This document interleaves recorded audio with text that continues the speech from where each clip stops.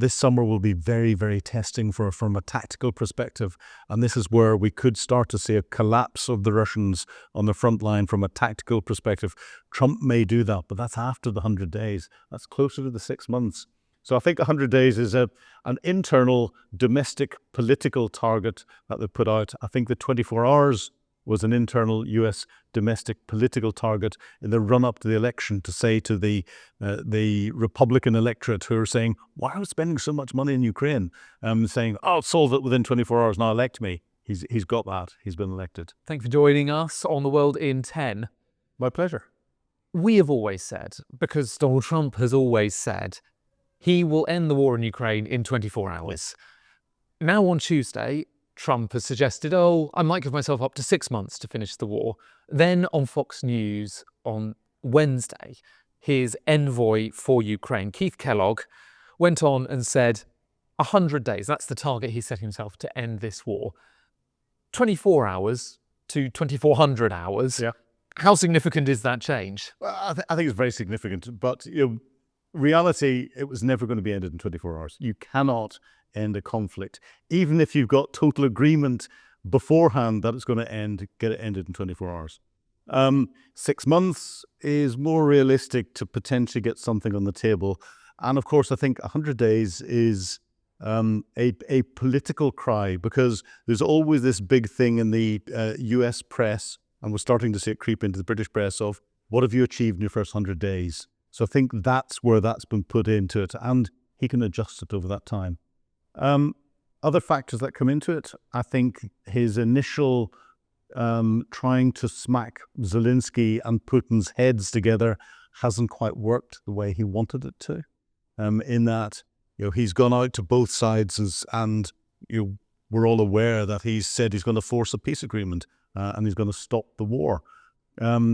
He's gone to Putin's team with a phone call to say, let's talk about this. And then Putin's team denied that the phone call ever happened.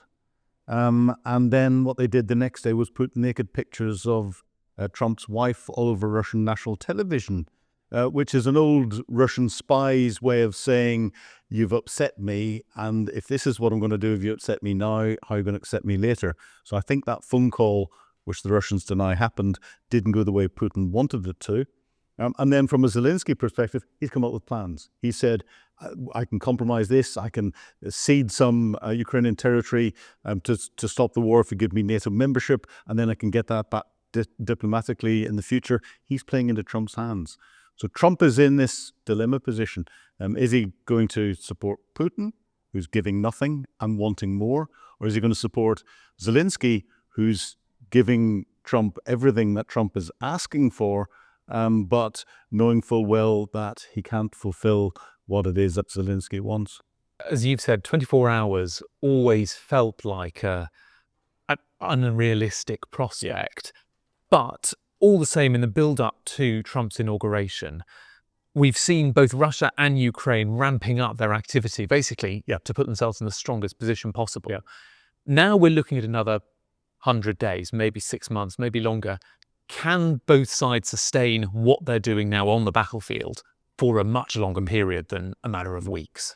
I think the Ukrainians can. I think the Russians are in real difficulty, and in particular the Russian economy. And what this also does is it gives Trump time to put further pressure on Putin, on the Russians. Yeah. And if any pressure comes in, he'll continue his military support to Ukraine, I suspect. But the real pressure will come in at a more strategic level, where it wouldn't surprise me if we see Trump trying to influence international oil prices to cause them to come down. Because if he does that, Putin is relying on high oil prices to help fund his conflict. His economy is close to going into freefall, and that will break the economy. This conflict is not going to be won by what happens or doesn't happen on the front line. And everyone is judging it on who's taking more territory in the front line. It's going to be one of the conditions are going to be set at the operational level. So that's what Ukraine has done with its incursion into Kursk, what Ukraine is doing with attacking Russian oil refinery capability, its logistic bases, its airfields inside Russia, the long-range drones that are attacking Russian targets, and that will set the conditions for what happens strategically. So it's the support that each side will get from the international community, Russia from China, Iran and North Korea, and Ukraine from the West and everyone else. And that's where this final settlement will come. And Zelensky is playing a very clever game at that strategic level. Putin isn't. In January, you're in midwinter in Ukraine. It's bitterly cold. Normally, you're in a bit of a stalemate on the battlefield. If you're looking at April the 30th, that's 100 days on from Trump's inauguration. You're looking at, we normally talk about spring offensive. It's a much more fluid battlefield, potentially. What sort of difference does that make, trying to make peace in the summer as opposed to in the winter? Well, the summer will be the fighting time. The thing that slows it down is not just the cold. It's the autumn and the wet. The Ukrainian mud sucks, and it sucks tanks into it. You then get into winter where it freezes and you can have a bit more fighting. But then your soldiers are sapped. Their energy is sapped completely, and the Russians aren't giving their soldiers the proper food and water and ability to fight, and therefore they lose the will to fight. Ukrainians have got better support. And then you come into the spring and it gets muddy again as the ground starts to thaw out. So it's difficult for armoured manoeuvre. You then get into the summer and where everything dries out, that's when the armoured manoeuvre starts to happen. Russia regained the initiative last year. Ukraine, in the summer months, Ukraine managed to then hold them and regain the initiative properly with their incursion into Kursk. I think Russia has bled out so much with manpower and equipment. This summer will be very, very testing from a tactical perspective. And this is where we could start to see a collapse of the Russians on the front line from a tactical perspective. Trump may do that, but that's after the 100 days. That's closer to the 6 months. So I think 100 days is an internal domestic political target that they put out. I think the 24 hours was an internal US domestic political target in the run-up to the election to say to the Republican electorate who are saying, why are we spending so much money in Ukraine? Saying, I'll solve it within 24 hours, now elect me. He's got that. He's been elected. Talk us through how this would happen. I was trying to put pressure on. We're trying to find peace. At the moment, the sides seem absolutely irreconcilably opposed. How do we find peace? And then also just talk us through, even if, you said earlier, if all the sides agree, it will still take time to get peace. Talk us through that as well. Why is that the case? Warfare is diplomacy by other means. It's something that doesn't happen in isolation. It's whenever the usual sitting down and talking and the rules-based order has failed, the diplomats have failed, and countries have fallen out, and then try to set the conditions for that diplomacy to come back again. And that's when it comes to negotiating peace. This conflict is only going to end with people sitting around a table and negotiating peace. But you have to set the conditions for that. And the conditions, if we go back to the Second World War, that was set for peace with Germany was Germany had been defeated completely. The UK during the Falklands War, the Argentinians had been defeated and surrendered. That's probably not going to happen in Ukraine. But what will happen is the conditions will be set so that one side or the other recognizes it can't sustain its operations, not just militarily, but economically and politically. And this is where it all comes together, and it's working all of those three to set the conditions. At the moment, Vladimir Putin thinks he can continue. That's what his economic team, that's what his military team, and that's what his political support team are telling him. And he's getting support from China, North Korea, and Iran. Zelensky is looking at this very carefully, and he knows he relies on Western support for military, economic, and his military support that's going in as well. And that's where we will see 2025 playing out. Trump will try and force at the strategic level both sides to work out, to give their position and work out where they're going to negotiate. Zelensky's already done that. He's already outlined what he'll accept and where he'll negotiate and put quite a comprehensive plan on the table. Putin's plan is, I'm not giving you anything. In fact, I want more. And that's forcing Donald Trump, who approaches these things from a business perspective. It's come in harsh, negotiate, and both sides give a little bit. Nobody's going to win completely, and take it from there. Putin's not going to budge one bit. So Trump will either have to come down and say, I'm going to support Putin. He will lose total global support for anything he's doing if he does that, and forces Zelensky to give away territory. If he forces Zelensky to give away territory and support Russia like that, China will then go and take Taiwan by force. So it'll start a global conflict. Trump's too smart for that. He will turn around and support Zelensky to a position and do things at a geopolitical level against Russia to try and undermine Putin's ability to continue to prosecute the war and force Putin to that negotiating table. That's where we're going to see the real politics being played out. Whether he can do that within the first 100 days, whether he can do that within the first 6 months, is anybody's guess. But he's already changing his timelines. And once he's in, and once he's inaugurated, he can then change them again. 2 more questions and then we can let you go on your day. At the moment, we're talking about just trying to find an agreement, trying to get signatures on a piece of paper to end this war. But Keith Kellogg talked about a solid and sustainable peace. Yeah. What does that look like versus a fragile peace, which might be what comes out of this?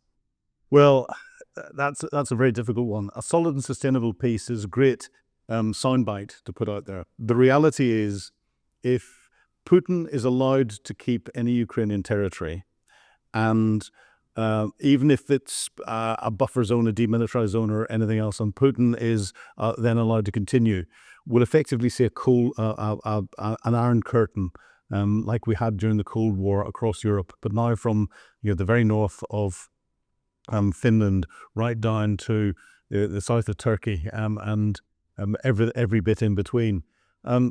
During that time, the last Cold War, we were spending between 5 and 7% of our GDP on defence.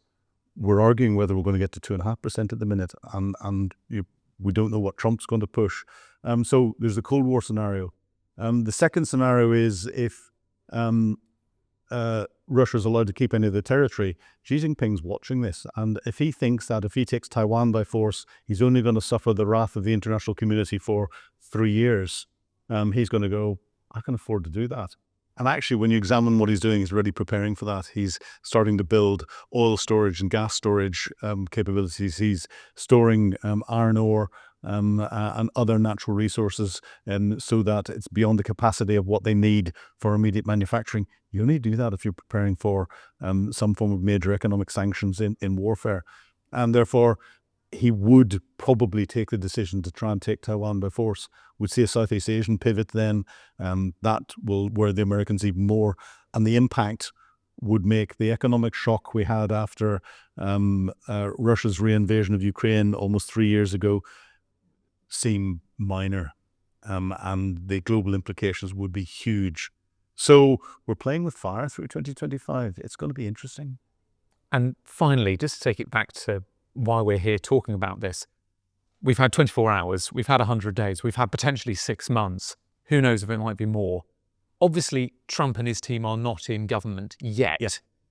Is this unprofessional, uncoordinated comments? Is this speculative kite flying in quite a calculated way? Or should we interpret this literally as policy, these sorts of statements on Ukraine, on anything? No, it's kite flying, as we're seeing with Trump's comments on Greenland, Panama,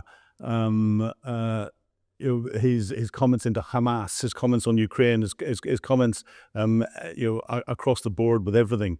What Trump does is he doesn't approach things from a diplomat's perspective, from a professional politician's perspective. He approaches things from a business perspective, but a bullying business perspective. So I'm going to bully my position. I'm going to tell you what you're going to do, and then I'll negotiate back to something else. So the classic is, he came out with NATO. I think NATO countries should pay 5% of their GDP into their defense budgets. America's only paying about 3.2% of its GDP at the moment, which is still about $900 billion, which is significant. But he'll say 5%. Everyone around, all the other NATO members will start to panic and work on that. And then when he comes in, he'll negotiate to 3% and force that. And everyone will go, oh, right. Oh, that's not too bad. He's doing the same tactics when it comes to what he's saying with Greenland, what he's saying with Canada becoming the 51st state, with what he's saying to Panama. Panama He's trying to stop the Chinese influence on the ports in the Panama Canal and taking over some of that route. He's going to use that to negotiate better passage tariffs for US shipping that's coming in. He's not going to invade Panama, but he's putting that out there as a threat and will negotiate back from it. It's the standard Trump tactics. And it works because he upsets other people. He's unpredictable. And that's the one thing that diplomatic community around the world doesn't like, is unpredictability.